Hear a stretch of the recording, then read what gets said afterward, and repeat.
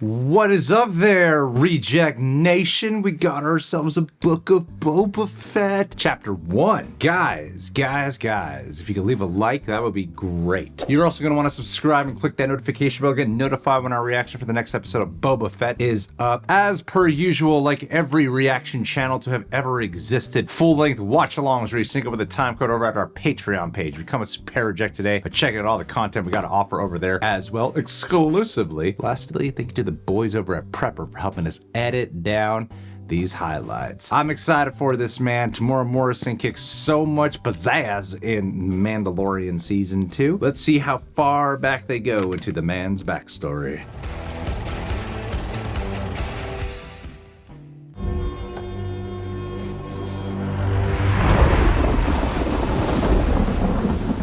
He needs to remember his whole life story before he runs this town.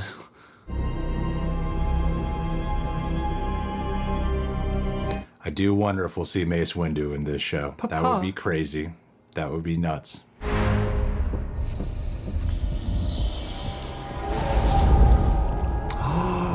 Wow, we're already kicking it off here. Let's do it. I want my naked Boba Fett survival story.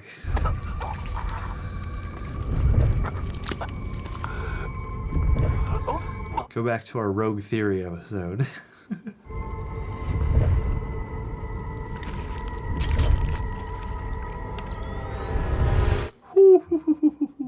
Wow. Cool.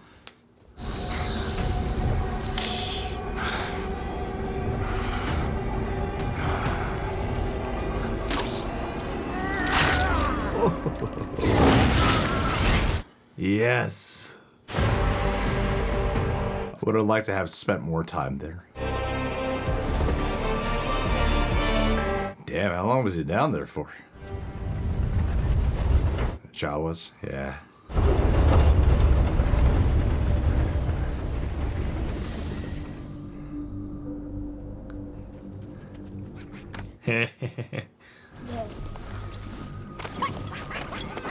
Oh, we're gonna make a mint with these boys.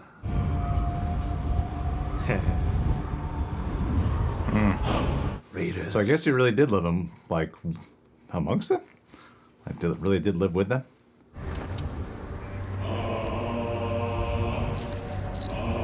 Yum.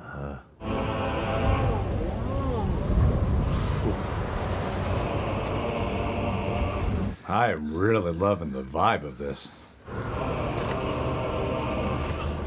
I would love it if this whole episode just had no dialogue. This feels even more spaghetti western than Mandalorian. Yeah.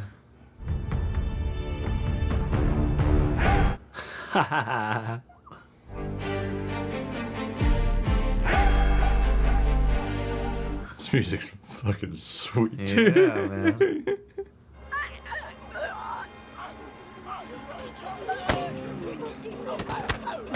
Come on, do something.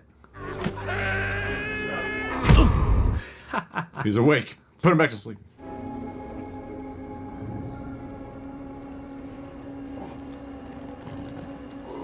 Are all Rhodians bounty hunters? Whoa.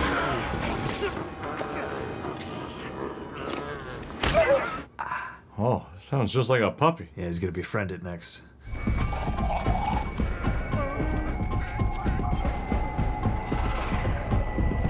I love you, Boba. I love you. There goes the greatest prisoner we ever took.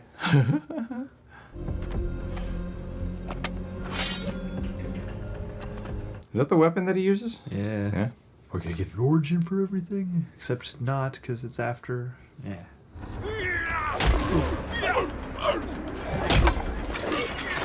Trial by combat.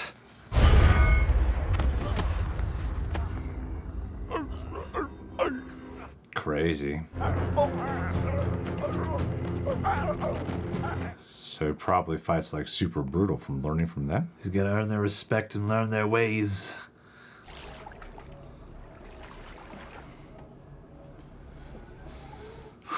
My man. It's a great healing pod. They're lined up to pay respects. I'll let them know you're on your way. So Godfather-like. Remember he's writing this episode? Feels like it. I bet he probably did. Because, yeah, it's definitely got some of that energy and that almost grindhousey fringe. Mob Shays, mayor of Mos Espa and its surrounding plateau. Is that Matt Berry's voice? Major Domo, actually. Major Domo. So you bring no tribute. The mayor's heartfelt welcome and regrets that he's been drawn away by pressing matters, milady. He'd have fed you to his menagerie. Apologies. Apologies. Tell the mayor I'm here now. He knows. Tell the mayor to get his ass over here. Perhaps another time. Next. Actually, there is one other matter, if I may. Oh my god, dude. The matter of tribute. I'm confused. He wants you to pay him. I'm the crime lord. He's supposed to pay me. Shall I kill him? He works for the mayor. Kick him in the pit. Lord Fett offers the gift of your leave unmolested. Apologies and appreciation. The mayor may take it differently, but I shall indeed convey your sentiment. This is Sparta. They were captured alive as a tribute to you, Lord Fett. Their tortured squeals will send a piercing message to all potential challengers to your throne. Keep them alive. Would you be loyal to me if I were to spare you? This is a bad idea.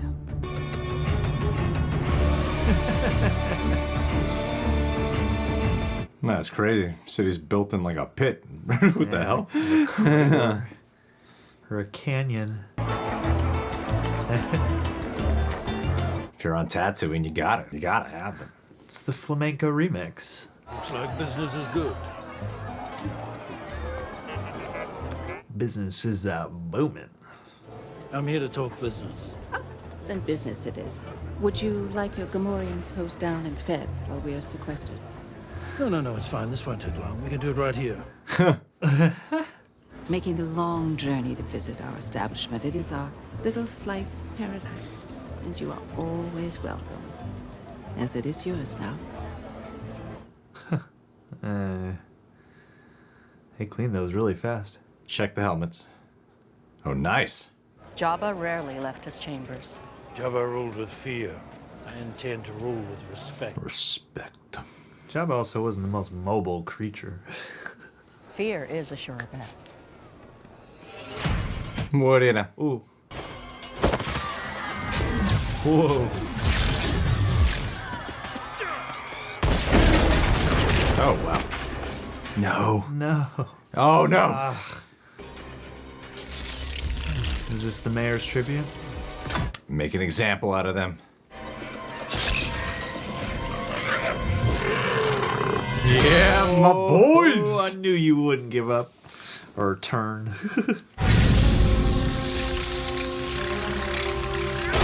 Oh.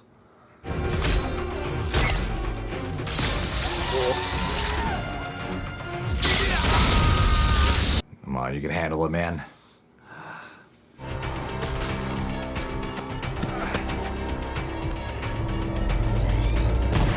Wow!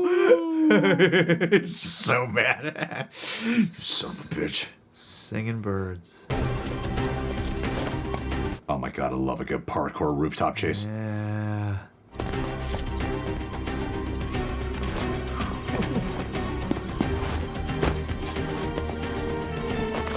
Nice. That's pretty cool. Yeah.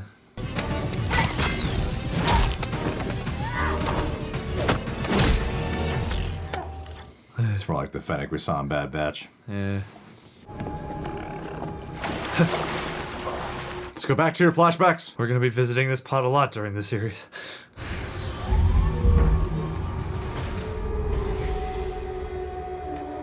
Your flashbacks play in linear order. Picked up Every time you go back.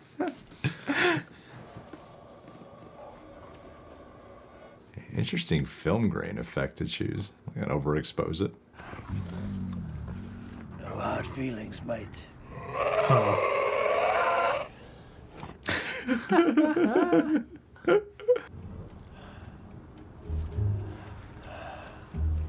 This would go a lot faster if you guys helped, you know. Damn, that guy's good.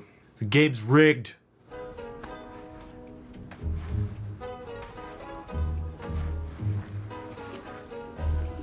Huh.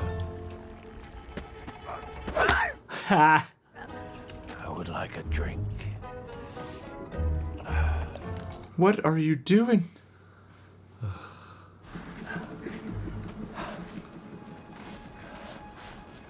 Say what? Oh, that thing's gonna be alive.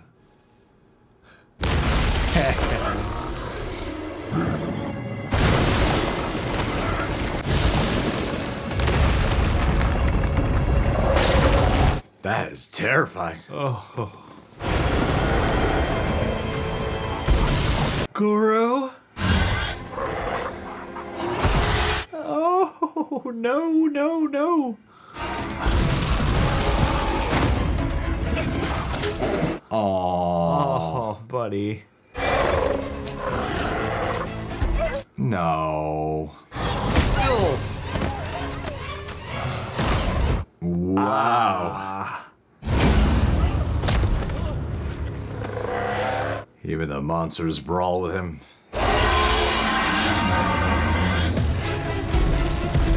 Oh.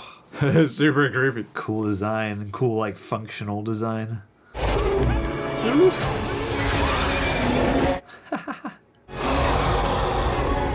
Come on, buddy. No, you can see it like really tugging on the neck there. Yeah. It's crazy. Great detail.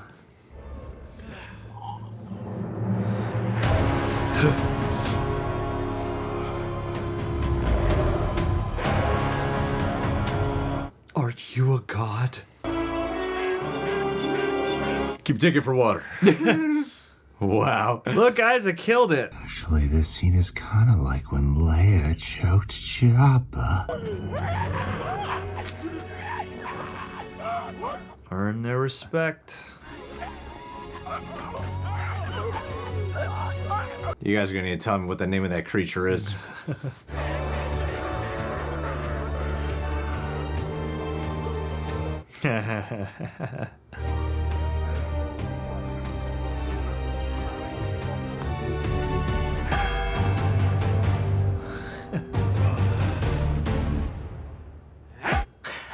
It was Robert Rodriguez. Yeah, I felt like him. Jon Favreau wrote this one. Cool. George Lucas made Star Wars, so what do you know? Oh, no way. Was that shot in the... That wasn't in the episode, was it? That shot? No. This feels like original artwork that they did not end up going with. Yeah. Same creature Clancy Brown played in the Mandalorian. Hey. Yeah, even this looks so different.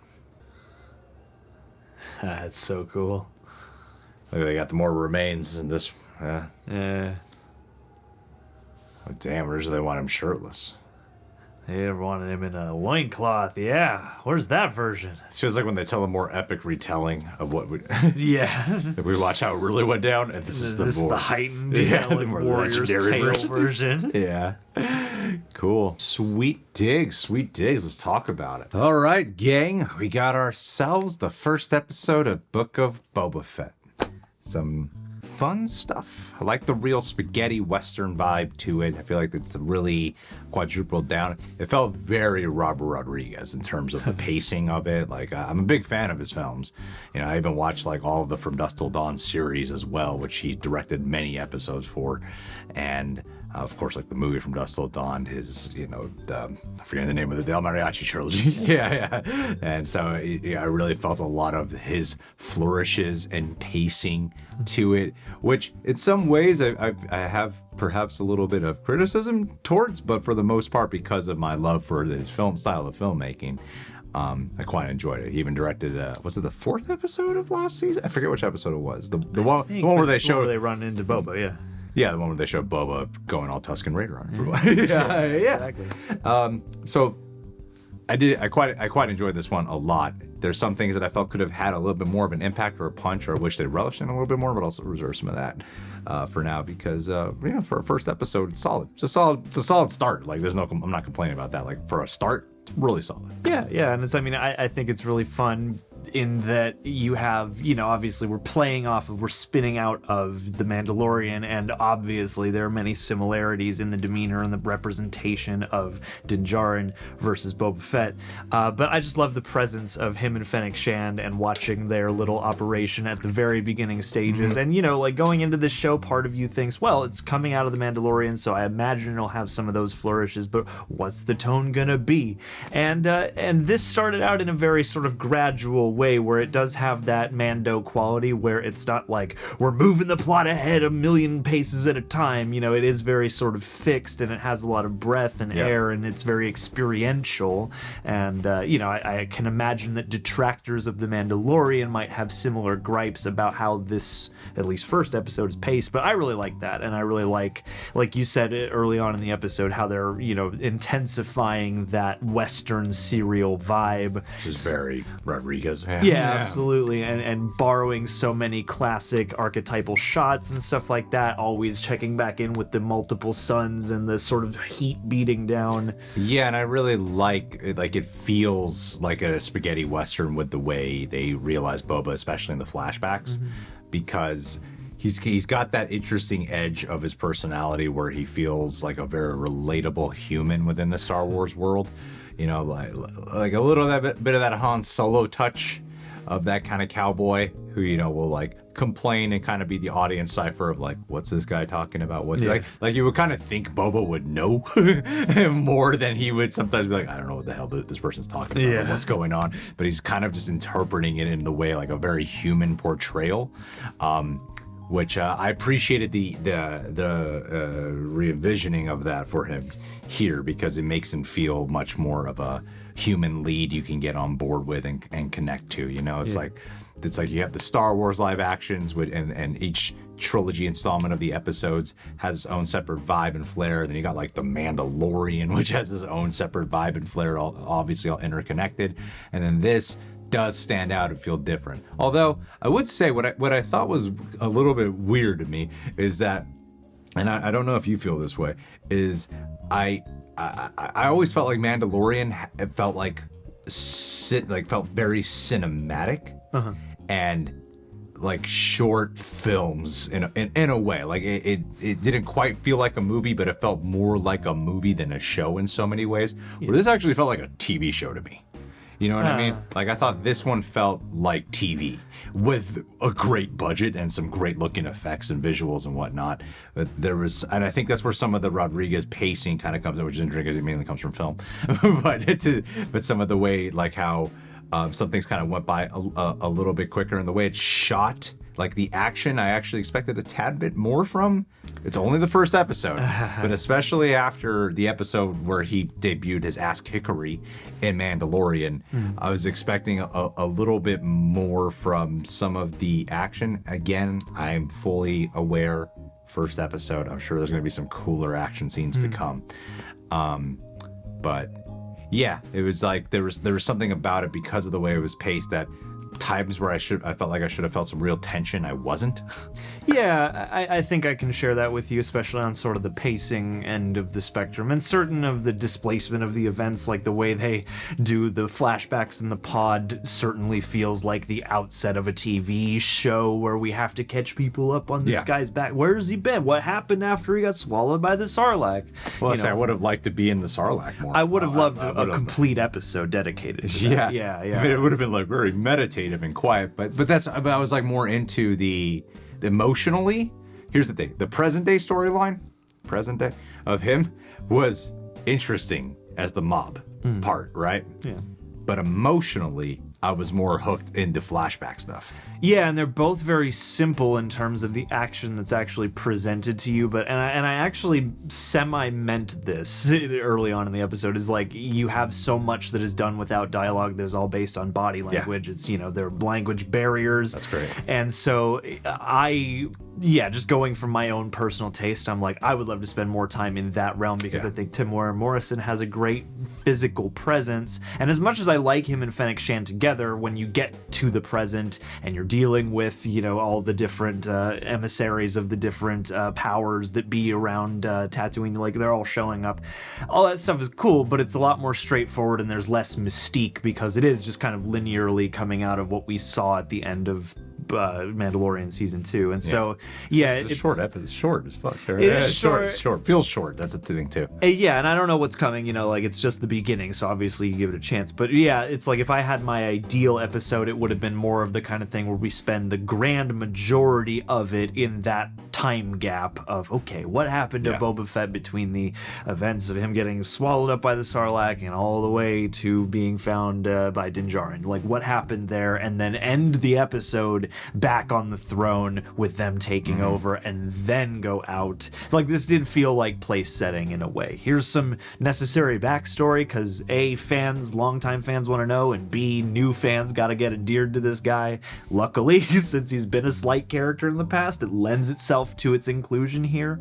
But yeah, it is. I think the Sarlacc Pit is a big one where I'm like, that's been the question for so long, and I felt like it just went by so quick, you know? Well, yeah, he gets swallowed, and I like, mean, oxygen, flame, I'm got out. It's like a couple minutes long. Yeah, like, you got swallowed, and not to debate the physiology of magical made-up sci-fi creatures, but at the same time, you're like, stomach acids, anybody? Like, you know, and there's like a stormtrooper that's also been swallowed up in there. What else has been swallowed up in there? He, like, jacks in his little air tube. Like, it's that moment of survivalism that makes you go, wow, I want to watch more of this. And also, it's clearly a practical, if assisted by CG, like a practical gut they've got him in. And that's another place that is well at home in Star Wars, but also we haven't just been up close and personal inside, you know, the belly of the beast. Well, I like what they're doing with the Tusken Raider side, because the main theory has been maybe he's been living amongst the Tusken Raiders, and I like how it wasn't just accepted in there, that he really was a prisoner who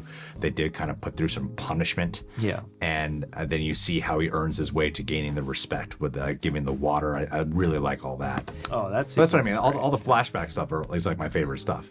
Of like the tortured cowboy. There is a bit of like, I don't know, a comparison though. Kind of like Last Samurai Dances with Wolves, who were, you know, like the he's a stranger in a strange land. Yeah, stranger in a strange land, who's kind of kept as a prisoner at first, but then eventually becomes indoctrinated into the culture. Yeah, it's like first becomes one of them. He proves himself and then is welcomed and accepted, but only after some kind of trial. And speaking to the action, like, I thought that scene with, again, tell us what that creature is called, that Goro / centaur / lizard bug thing. You know what it thing. reminded me of? There's in Spy Kids 2, which is a Rob Rodriguez directed film. There's like a spider thingy. Yeah. I don't know, spider, I don't know what it is. Is it an offshoot of a thumb? I can almost imagine it. I don't know. Here's a photo for you guys. Yeah. One photo of this video. But yeah, I don't know what it was, but it kind of looked like that too.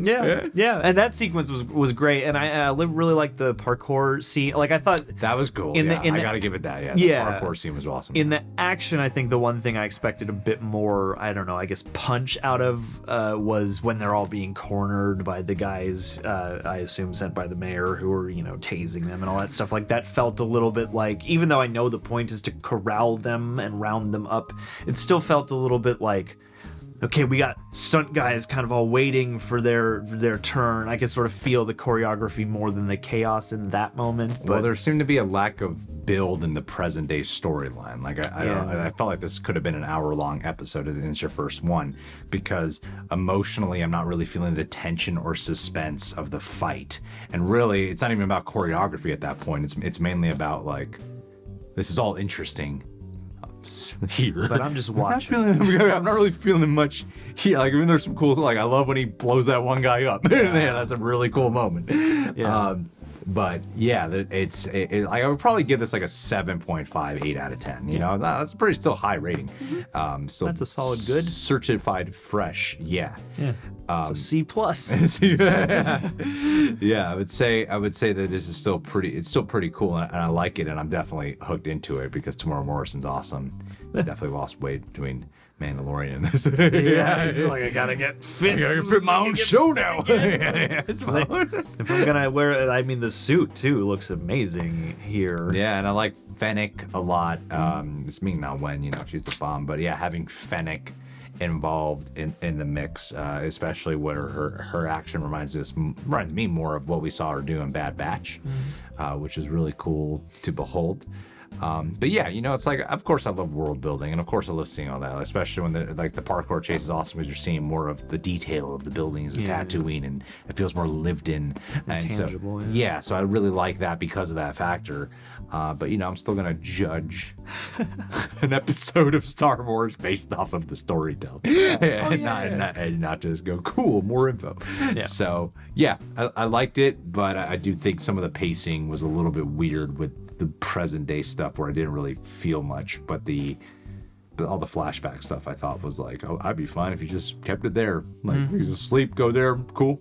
Because I do laugh at like linear flashback when things like that. Like, I go to sleep and I'm playing up my events the exact order. Yeah, man, my subconscious just needs to work through all this once, and we'll be good. You know, till it catches up to this timeline, and then we're I good. got that moment. No need to revisit anything before. Yeah. And the Gamorreans didn't betray them. Oh man, no, Gamorreans are loyal. Yeah. I know so much about Gamorreans. We should get a couple.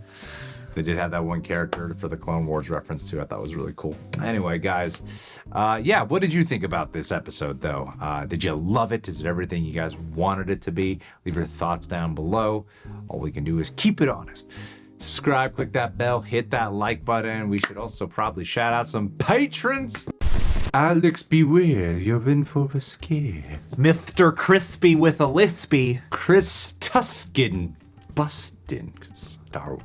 Cliff Robert Rodriguez directed this. Stacks the Crook, always reading up from a Book of Boba Fett. Jaron Warner. You could just be a Star Wars kid. That's a Star Wars name. I'd like to sail with GAIL, Ferguson, Craig. Nick XXX. Rosalie Taylor Sheridan. It could have been better. I'm so sorry. Paddington Bear in the garage. Chris no. Chris Hardwick. Chris Brown. Oh wow. Chris Lawson. Phil Eider the Spider. William Bryant. Koosey Loosey Goosey. I hope that's somewhat relevant to you. Eric Cons 39. More like 60. MAD ASMR Audio. That mic has COVID. Senorita Shaquita Washington. What's up, girl? Esperance, perchance, to ADZEM dreams. Shakespeare. Christian MANRÍQUEZ. Logan Lerman, Lance Burton. Hey, you guys rock. We love all of you individually and as a group. Happy New Year. Happy 2021 and 2. And thanks for helping us make this year a successful one. A good ass year. Rock on tonight.